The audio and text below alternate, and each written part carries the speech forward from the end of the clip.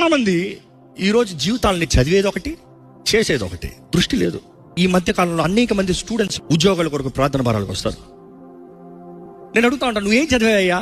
MTech చదివా. ఏ ఉద్యోగం వరకు ట్రై చేస్తావయ్యా? కాల్ సెంటర్లో జాబ్ ట్రై చేస్తున్నా.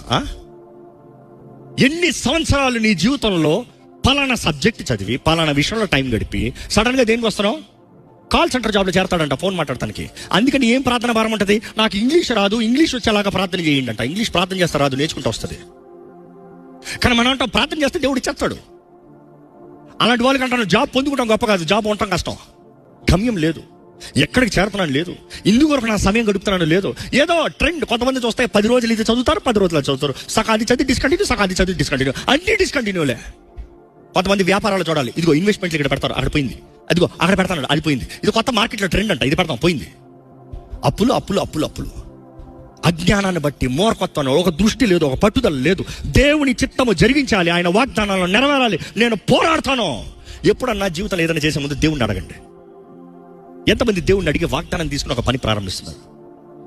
ఈ ప్రతి దాంట్లో అప్స్ అండ్ డౌన్స్ అంటే. ఈరోజు మనం ఏమనుకుంటాం, నేను ప్రార్థన చేస్తాను కాబట్టి నాకు అసలు డౌనే ఉండదు.